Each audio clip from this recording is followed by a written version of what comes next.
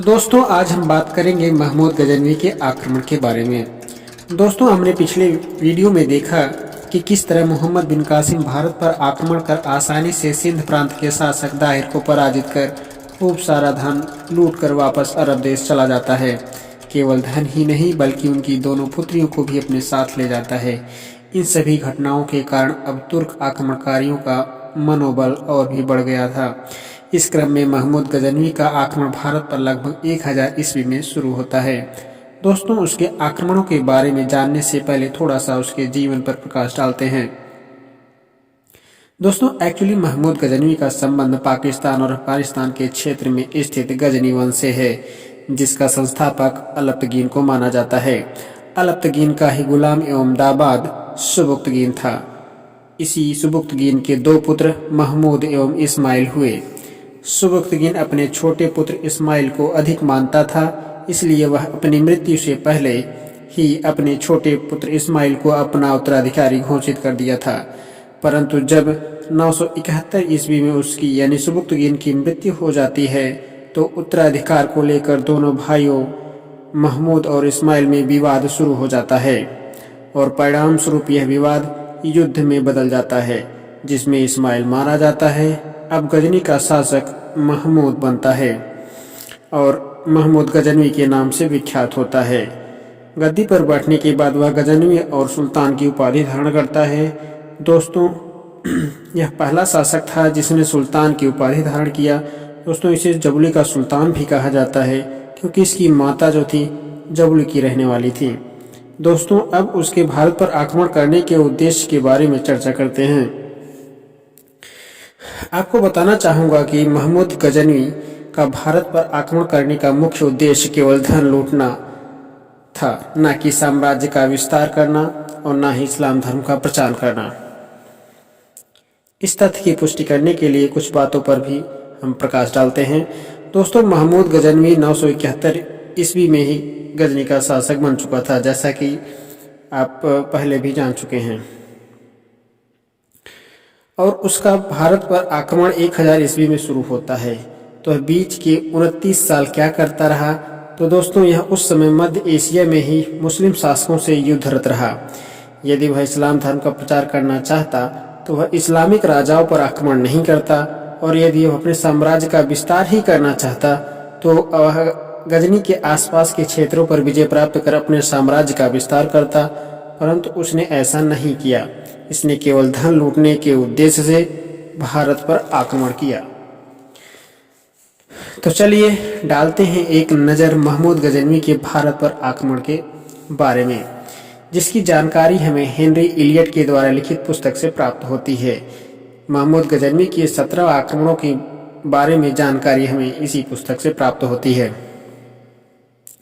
दोस्तों महमूद गजनवी का भारत पर आक्रमण 1000 ईस्वी में पेशावर पर होता है और दूसरा आक्रमण 1002 ईस्वी में सीमांत प्रदेश पर होता है, जिसके शासक हिंदू शाही राजवंश के राजा जयपाल थे।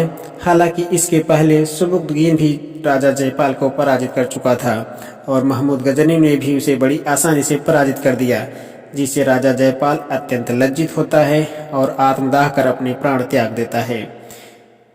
दोस्तों यह पहला शासक था जिसने आत्मदाह करके प्राण को त्यागा। इसका तीसरा आक्रमण उच्च के शासक वाजिरा पर होता है और इसे तो सिंध की जंगलों में दौड़ा दौड़ा कर वह मारता है और वहीं जंगलों में ही छुप कर वह किसी तरह अपने प्राणों की रक्षा करता है। इसका चौथा आक्रमण मुल्तान पर होता है, जिसके शासक दाऊद और भटिंडा के शासक आनंद पाल थे। इनको भी युद्ध में पराजित करके 1007 ईस्वी में पंजाब के ओंध क्षेत्र में आक्रमण करता है। यहाँ का शासक सुखपाल इस्लाम धर्म को स्वीकार कर महमूद गजनवी की दास्ता को स्वीकार कर लेता है। दोस्तों 1008 ईस्वी में इसका पहली बार किसी मंदिर पर आक्रमण होता है। वह मंदिर था नगरकोट का मंदिर, जो आधुनिक हिमाचल प्रदेश में है। 1013 ईस्वी में पुनः हिंदू शाही राजवंश त्रिलोचन पाल पर हमला करता है और वह डर के मारे अपने पिता कश्मीर के शासक भीमपाल के पास भाग जाता है और उसका पीछा करते हुए 1015 ईस्वी में कश्मीर पर भी महमूद गजनवी का आक्रमण होता है और उसे पराजित करता है। उसके बाद कन्नौज के राज्यपाल पर भी उसका आक्रमण होता है। राज्यपाल भी डरपोक निकला, वह तो बिना युद्ध किए ही आत्मसमर्पण कर दिया। यह बात चंदेल वंशी शासक विद्याधर को बहुत ही बुरी लगी। वह कन्नौज जाकर उसकी हत्या कर देता है। महमूद गजनवी बुंदेलखंड, ग्वालियर, कालिंजर, जैसलमेर, चिकलोदर, पंजाब लगभग सभी पश्चिमोत्तर प्रांत पर विजय प्राप्त करते हुए 1025 ईस्वी में आर्थिक रूप से सबसे महत्वपूर्ण आक्रमण सोमनाथ मंदिर पर होता है। हम इसको आर्थिक रूप से सबसे महत्वपूर्ण आक्रमण इसलिए कह रहे हैं क्योंकि इस युद्ध में उसे इतना अधिक धन प्राप्त हुआ था जितना कि अन्य युद्धों में उसे प्राप्त नहीं हुआ। दोस्तों, यहाँ पर एक बात मैं बताना चाहूँगा कि महमूद गजनवी इतनी आसानी से कैसे सोमनाथ मंदिर को लूट लिया। दोस्तों, मंदिर पर आक्रमण से पूर्व ही इसकी सूचना गुजरात के शासक भीम प्रथम को मिल चुकी थी, परंतु वे इस युद्ध को यह कहकर टाल दिए कि यदि वह सोमनाथ मंदिर पर आक्रमण करेगा तो भगवान शिव उसे खुद ही दंडित करेंगे, लेकिन ऐसा नहीं हुआ। दोस्तों, यह भी उसकी अंधविश्वास का परिणाम था जिसकी वजह से सोमनाथ मंदिर को इतनी आसानी से महमूद गजनवी लूट कर चला गया। अंततः वह मंदिर को लूट कर वापस जाने लगा तो हमारे जाट बंधुओं ने इसको रोकने का प्रयास किया और थोड़ा बहुत धन लूटने में सफल भी रहे, किंतु उन्हें पूरी तरह रोक नहीं सके। महमूद गजनवी तुरंत उसी समय जाटों पर आक्रमण तो नहीं करता, किंतु 1027 ईस्वी में उसका अंतिम अभियान जाटों को दंडित करने के लिए ही हुआ था। तो दोस्तों, यह थी छोटी सी परिचर्चा महमूद गजनवी के भारत पर आक्रमण के बारे में। दोस्तों, महमूद गजनवी को योग्य शासक माना जाता है क्योंकि वह योग्यता का सम्मान करता था। आपको पता होगा कि अलबरूनी, जो कि उसका एक दरबारी कवि था, उसको यह मध्य एशिया से किसी राजा को पराजित कर बंदी बनाकर लाया था, किंतु उसकी योग्यता को देखते हुए गजनवी ने उसे अपना दरबारी कवि नियुक्त किया था और यही अलबरूनी गजनवी के साथ भारत भी आया था और कई सारे वेद पुराणों का अध्ययन किया था। यह पहला मुसलमान लेखक था जिसने भारतीय ग्रंथों का सर्वप्रथम अध्ययन किया। ध्यान रहे, भारतीय ग्रंथों में उपनिषद का अध्ययन इसने नहीं किया था, जबकि इसका अध्ययन सबसे पहले शाहजहां का बुद्धा रसिकों ने किया था।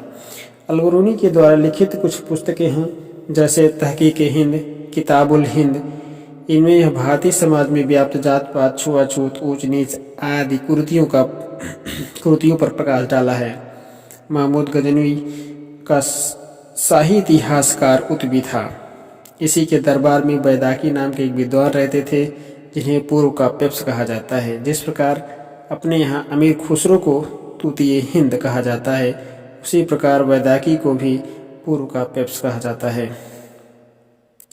और उनकी एक पुस्तक है तारीख़ सुबुक्तगीन। तो दोस्तों, इन पुस्तकों का नाम ध्यान रखिएगा क्योंकि एग्जाम में इनकी पुस्तकों से संबंधित प्रश्न पूछे जाते हैं। फारसी भाषा के जनक फिरदौसी भी इसी के दरबार में रहते थे। इसी के यानी कि महमूद गजनवी के दरबार में रहते थे। इसकी एक पुस्तक का नाम है शाहनामा। दोस्तों, थोड़ा सा अन्य महत्वपूर्ण तथ्यों पर भी प्रकाश डाल देते हैं। महमूद गजनवी के सिक्कों पर नंदी का चित्रांकन मिलता है। दोस्तों, ध्यान रखिएगा, महमूद गजनवी के सिक्कों पर नंदी का चित्रांकन मिलता है। और यदि प्रश्न पूछता है लक्ष्मी का चित्रांकन किसके सिक्कों पर मिलता है, तो आप उत्तर बताइएगा मोहम्मद गोरी। महमूद गजनवी ने बौद्धों एवं विश्वविद्यालयों की भी स्थापना करवाया था। महमूद गजनवी कुल 59 सालों तक गजनी पर शासन करता है और 1030 ईस्वी में उसकी मृत्यु हो जाती है।